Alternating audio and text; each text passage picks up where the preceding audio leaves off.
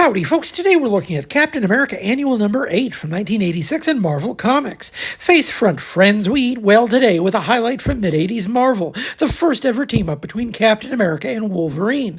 This wasn't the first time they'd ever met. They'd met previously as part of crowd scenes, stories like the first Contest of Champions and the first Secret Wars, which featured both heroes as tiny parts of much larger sagas. Although they did interact on panel a few times during the Secret Wars, the two characters didn't have any history, yet that they knew of, they'd get around to it eventually. This was, for all intents and purposes, the first marquee team-up between two of the company's biggest characters, so clearly a big deal then and now. Mark Gruenwald was at the time barely a year into his character and career-defining run on the Star-Spangled Avenger when this special came down the pike. By far the bigger deal, at least at the time, was the penciler, the great Mike Zeck, returning to Captain America, arguably the character who most defined his early career, notwithstanding Shang-Chi.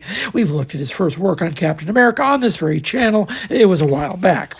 It would be difficult to refer to this as anything other than an Imperial phase for Zeck. The previous year had seen the wrap-up for the aforementioned Secret Wars, which had proven immensely popular despite Zeck's noted dissatisfaction with the job. He was a pioneer in the field of great comic book artists, regretting their time in the crossover machine. But Secret Wars brought Zeck some degree of autonomy, which he exercised over the following 2 years, with succeeding star turns in this annual, followed soon by the first Punisher miniseries, and right after that by the epical Kraven's Last Hunt, the latter being a reunion with his Captain America collaborator J.M. DeMatteis. As for the story itself, it's certainly mid-80s Mark Gruenwald, but not as overwritten as you'd fear from that description. Gruenwald writes a decent Wolverine, a stoic loner visibly impatient with Captain America's attitude. The story begins with Wolverine declining to join a bar fight.